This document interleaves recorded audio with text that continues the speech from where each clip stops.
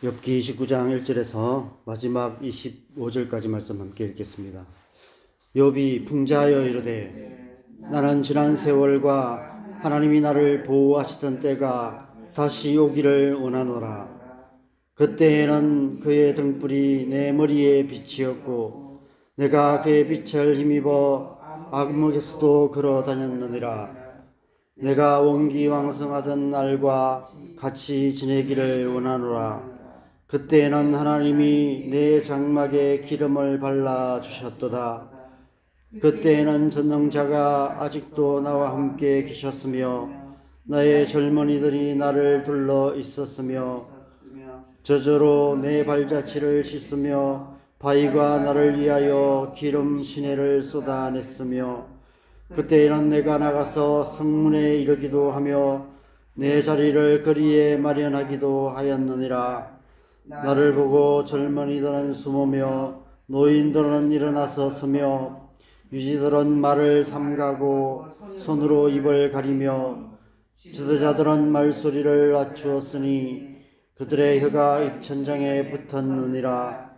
귀가 들은 적 나를 축복하고 눈이 본 적 나를 정언하였나니 이런 부르짖는 빈민과 도와줄 자 없는 고아를 내가 건졌음이라. 망하게 된 자도 나를 위하여 복을 빌었으며 과부의 마음이 나로 말미암아 기뻐 노래하였느니라. 내가 의를 옷으로 삼아 입었으며 나의 정의는 겉옷과 모자 같았느니라. 나는 맹인의 눈도 되고 다리 저는 사람의 발도 되고 빈궁한 자의 아버지도 되며 내가 모르는 사람의 송사를 돌아보아 주었으며 불의한 자의 특별을 부수고 노획한 물건을 그 이세에서 빼내었느니라. 내가 스스로 말하기를 나는 내 보금자리에서 숨을 거두며 나의 날은 모래알같이 많으리라 하였느니라. 내 뿌리는 물로 뻗어나가고 이슬이 내 가지에서 밤을 지내고 갈 것이며 내 영광은 내게 새로워지고 내 손에서 내 화살이 끊이지 않았노라. 무리는 내 말을 듣고 희망을 걸었으며 내가 가르칠 때에 잠잠하였노라. 내가 말한 후에는 그들이 말을 거듭하지 못하였나니 나의 말이 그들에게 스며들었음이라. 그들은 비를 가리듯 나를 기다렸으며 봄비를 맞이하듯 입을 벌렸느니라. 그들이 여지없을 때에 내가 미수하면 그들이 나의 얼굴 빛을 무색하게 아니하였느니라. 내가 그들의 길을 택하여 주고 어뜸되는 자리에 앉았나니 왕이 군대 중에 있는 것과도 같았고 애곡하는 자를 위로하는 사람과도 같았느니라. 아멘. 그때에는 오늘 본문에서 욥은 까닭없는 고난이 시작되기 전 그때 하나님의 축복을 누렸던 그때를 회상하면서 나는 지난 세월과 하나님이 나를 보호하시던 때가 다시 오기를 원하노라 라고 탄식하고 있습니다. 오늘 본문을 보면 그때에는 자신이 어떤 축복을 받았는지를 비유로 표현하고 있습니다. 한마디로 말한다면 이 땅에서 천국을 살아가고 있었습니다. 범사의 모든 일에 형통한 삶을 살아가고 있었습니다. 다 살펴볼 필요도 없이 마지막 25절만 봐도 욥이 어떤 삶을 살았는지를 알 수 있습니다. 25절에 보면 내가 그들의 길을 택하여 주고 어뜸되는 자리에 앉았나니 왕이 군대 중에 있는 것과도 같았고 애곡하는 자를 위로하는 사람과도 같았느니라 라고 말하고 있습니다. 왕같이 어뜸되는 자리에 앉았었다 라고 말합니다. 누군가에게 위로받는 자가 아니라 모든 사람을 위로하는 자로 살았다는 것입니다. 베드로전서 2장 9절에 보면 너희는 택하신 족속이요 왕같은 제사장들이라 말씀하실 때 이 왕같은 제사장의 삶이 바로 이런 삶이 아닐까 하는 생각이 들었습니다. 우리의 삶이 이런 삶이 되기를 소망합니다. 어떻게 욥은 그때에는 이런 삶을 살 수 있었을까요? 어제 본문 마지막 구절인 욥기 28장 28절에 그 답이 있습니다. 또 사람에게 말씀하셨도다. 보라, 주를 경외함이 지혜요 악을 떠남이 명철이니라. 욥이 하나님을 경외하는 자였기 때문입니다. 하나님께서 그를 경외하는 자에게 약속하셨던 모든 축복을 받아 누리고 있었던 것입니다. 그런데 어느 날 갑자기 아무 까닭 없이 그 모든 것들이 다 사라져버리고 말았습니다. 하나님께서 까닭 없이 그 축복의 손길을 거두어 버리신 것입니다. 그래서 하루아침에 천국 같은 삶에서 죽음보다 못한 지옥 같은 삶을 살아가게 되었습니다. 모든 백성의 어뜸이 되는 왕 같은 제사장으로 다른 사람을 위로하던 자였던 욥이 앞서 묵상한 말씀처럼 어린아이들에게까지도 업신여김을 당하고 조롱을 당하며 친구들에게조차도 거짓된 위로를 받는 처지가 되고 말았습니다. 하늘에서 땅만큼 낮아진 것입니다. 예수님께서 이 땅에 오셨습니다. 하늘 보좌를 버리시고 낮고 낮은 이 땅에 오셨습니다. 빌립보서 2장 6절에서 8절에 보면 그는 근본 하나님의 본체시나 하나님과 동등됨을 취할 것으로 여기지 아니하시고 오히려 자기를 비워 종의 형체를 가지사 사람들과 같이 되셨고 사람의 모양으로 나타나사 자기를 낮추시고 죽기까지 복종하셨으니 그 십자가에 죽으심이라 말씀하십니다. 하늘에서 땅만큼 낮아진다는 것이 어떤 의미인지 우리는 상상조차 할 수 없을 것입니다. 안다고 하더라도 문자적으로만 밖에 알 수 없을 것입니다. 어쩌면 이 땅을 살았던 사람들 중에 그나마 그 의미를 가장 잘 알 수 있는 사람이 욥이 아니었을까 하는 생각이 듭니다. 그는 정말 이 세상에서 인간이 누릴 수 있는 최고의 삶에서 순식간에 최악의 삶으로 곤두박질 쳤습니다. 한순간에 인생의 나락으로 떨어져 버리고 말았습니다. 그러나 우리가 기억해야 할 것은 이것이 단지 욥 한 사람만의 특별한 상황이 아니라는 사실입니다. 오히려 이 세상을 사는 모든 사람들이 처한 일반적인 상황이라 할 수 있습니다. 실제적으로 우리 주위에는 욥만큼은 아니지만 예수님만큼은 아니지만 하늘에서 땅만큼 낮아지는 것 같은 그런 삶의 경험들을 하는 분들이 많이 계십니다. 어린 시절 정원에 분수대가 있는 대궐 같은 집에서 살다가 부모님께서 사업에 실패하셔서 하루아침에 길바닥에 나앉게 되고 단칸방을 전전하는 불행한 사춘기를 보냈다는 고백을 하는 분들이 계십니다. 건강했던 몸이 하루아침에 중한 질병으로 극도로 쇠약해져서 꼼짝도 못하고 계시는 분들도 계십니다. 사소한 오해로 좋았던 모든 관계들이 틀어져서 관계 지옥에 빠져버리는 일들도 수없이 많이 일어납니다. 우리 인생의 보편적인 현실입니다. 우리의 육체만 놓고 봐도 더욱 그러합니다. 우리의 육체는 날이 갈수록 쇠약해져 갈 수밖에 없고 결국은 최악의 상황인 죽음으로 끝날 수밖에 없습니다.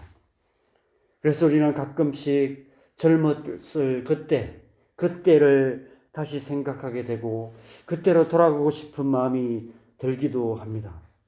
저희 장모님이 올해 86세신데 불과 몇 년 전까지도 교회 모든 일에 늘 앞장서셨던 분이십니다. 김장도 앞장서서 하시고 교회 식당 봉사도 앞장서서 하셨던 분이십니다. 지금 제가 이제 주일 아침에 일찍 모시러 가는데 교회에 오셔서는 부엌부터 시작해서 이 의자랑 창틀까지도 다 닦으십니다. 토요일에 오셔서 청소하시겠다는 것을 제가 말리고 있습니다. 젊었을 때 더 열심히 했는데 연세가 있으셔서 마음껏 못하시는 것이 답답하신 것 같습니다. 몸만이라도 젊을 때로 돌아가고 싶은 마음이 드시는 것 같습니다. 우리 모두가 그렇습니다. 저도 나이가 들어갈수록 30대, 40대의 젊음이 부럽게 느껴집니다. 저 때가 좋을 텐데 이런 생각이 저도 모르게 듭니다. 오죽하면 이런 노래가 있겠습니까? 청춘을 돌려다오. 사실 욥이 당하는 고난은 까닭이 없습니다. 인과응보라는 교리로 단순화할 수도 없고 하나님의 특별한 목적으로 이상화할 필요도 없습니다. 우리가 우리의 인생에 당하는 고난도 마찬가지죠. 인과응보로 말할 수도 없고 하나님의 지금 크신 뜻이 있겠지라고 이상화할 필요도 없습니다. 왜냐하면 인생이 원래 그렇기 때문입니다. 인간이란 존재의 실상이 그렇습니다. 육신을 입고 죄악으로 가득한 이 세상을 살아가는 한 누구에게나 언제든지 아무 까닭 없이 예상치 못한 최악의 상황이 닥칠 수 있습니다. 게다가 우리의 육신은 점점 더 최악의 상태가 되어 갑니다. 그리고 결국 죽음과 멸망이라는 최악 중에 최악의 상태로 끝나게 됩니다. 그래서 예수님께서 이 땅에 오신 것입니다. 욥이 그때 앉았던 어떤 되는 자리와 비교할 수도 없는 하늘 보좌에 앉아 계시던 지극히 높으신 하나님께서 가장 낮은 이 땅에 종의 형체로 오신 것입니다. 최선의 자리에서 최악의 상황 속으로 들어오셔서 최악 중에 최악인 십자가에서 죽임을 당하셨습니다. 왜 그러셨습니까? 마태복음 4장 16절에 흑암에 앉은 백성이 큰 빛을 보았고 사망의 땅과 그늘에 앉은 자들에게 빛이 비치었도다. 이 말씀처럼 이 땅의 가장 낮은 곳에 떨어진 흑암에 앉은 백성들, 사망의 땅과 그늘에 앉은 욥과 같은 자들, 까닭없이 이 땅에서 최악의 삶을 살아가고 있는 모든 영혼들에게 빛을 비추어 주시기 위해서, 구원의 빛을 비추어 주시기 위해서입니다. 바로 저와 여러분을 구원하시기 위함입니다. 우리가 다 그런 존재들이기 때문입니다. 태초에 우리는 하나님의 형상으로 지음받아서 욥이 앉았던 어떤 되는 자리와도 비교할 수도 없는 더 존귀한 자리에 앉아 있었던 자들입니다. 그렇게 존귀했던 하나님의 자녀였던 우리가 그 하나님의 형상을 잃어버리고 이제는 인간성조차도 상실하고 짐승만도 못한 삶을 살아가는 그런 존재가 되고 말았습니다. 하늘에서 땅만큼 낮아진 존재가 되었습니다. 최고에서 최악의 나락으로 떨어진 불쌍한 존재들이 되고 만 것입니다. 그래서 예수님께서 육신을 입으시고 이 땅에 오셨습니다. 죄와 사망의 권세 아래 죽기를 무서워하여 일평생 매여 종노릇하는 우리를 구원하셔서 다시 하나님의 형상으로 다시 존귀한 하나님의 자녀로 회복시키시고 다시 예수님과 함께 하늘 보좌에 앉게 하시기 위해 우리와 같은 혈과 육을 입으시고 이 땅에 오셔서 우리를 대신하여 죽으신 것입니다. 오늘 욥이 그때에는 이라고 회상하며 그때가 다시 오기를 원하노라라고 고백하지만 하나님께서는 욥이 생각하는 그때보다 훨씬 더 앞선 그때, 태초에 온 인류가 죄악의 나락으로 떨어지기 전 그때가 다시 오기를 원하셨던 것입니다. 나는 지난 세월과 하나님이 나를 보호하시던 그때가 다시 오기를 원하노라라고 탄식했던 욥의 기도가 그렇게 응답된 것이 아닐까 생각됩니다. 예수님께서 다시 오심으로 그 기도가 응답된 것입니다. 욥이 과거를 돌아보며 그때니라고 탄식했던 그때가 이제는 예수 그리스도로 말미암아 과거 시제가 아니라 미래 시제가 된 것입니다. 온 세상을 구원하셔서 에덴 동산을 회복하시는 그때가 다시 오게 될 것입니다. 예수님께서 다시 오실 그때에는 우리가 하나님의 형상으로 온전히 회복될 것입니다. 그때에는 새하늘과 새 땅, 새 예루살렘에서 하나님과 함께 영원히 거하게 될 것입니다. 그때에는 하나님께서 친히 우리와 함께 계셔서 모든 눈물을 그 눈에서 닦아주시고 다시는 사망이 없고 애통하는 것이나 곡하는 것이나 아픈 것이 다시 있지 않게 될 것입니다. 하나님의 그때가 다시 오기를 소망하며 믿음으로 살아가는 것이 그리스도인의 삶인 줄 믿습니다. 오늘 하루 주님 다시 오실 그날을 기다리며 하나님의 백성답게 살아가는 저와 여러분 되셨으면 좋겠습니다. 우리의 남은 날들이 그때를 기다리며 그때를 소망하며 그때 이루어질 그 영원한 하나님 나라를 꿈꾸며 살아가는 복된 삶 되시기를 주님의 이름으로 간절히 축원합니다. 우리 함께 기도하겠습니다. 여러분, 이 땅을 살아가는 삶 속에서는 예상치 않은 일들이 수없이 일어납니다. 우리의 삶이 평안하고 안락하기를 소망하지만 또 우리의 자녀들의 삶이 그러기를 소망하지만 이 나라 이 민족이 평안하기를 소망하지만 온 땅과 열방의 평화가 이루어지기를 우리가 기대하고 기도하지만 그러나 실상은 그렇지가 않습니다. 욥만큼 극한 고난은 아니지만 우리의 인생에는 크고 작은 고난이 끊임없이 일어날 수밖에 없습니다. 그것이 이 땅을 살아가는 우리의 인간의 실상입니다. 왜냐하면 이 세상은 죄악으로 물든 세상, 죄악으로 타락한 세상이기 때문입니다.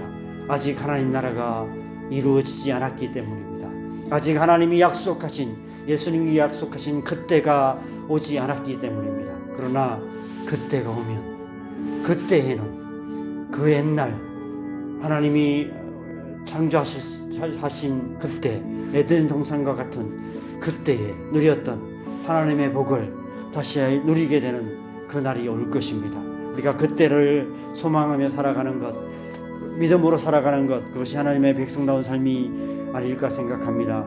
오늘 하루 우리가 그렇게 살아가고 우리의 남은 날들이 그렇게 살아갈 수 있도록 우리가 하나님 나라를 소망하는 마음, 하나님의 약속을 신뢰하는 마음, 하나님을 경외하는 마음 우리 안에 부어주셔서 날마다 하나님 나라를 소망하며 살아가는 하나님 백성 되게 하여 주시옵소서. 우리 함께 주님의 은혜 구하면서 함께 기도하겠습니다. 기도하십시다.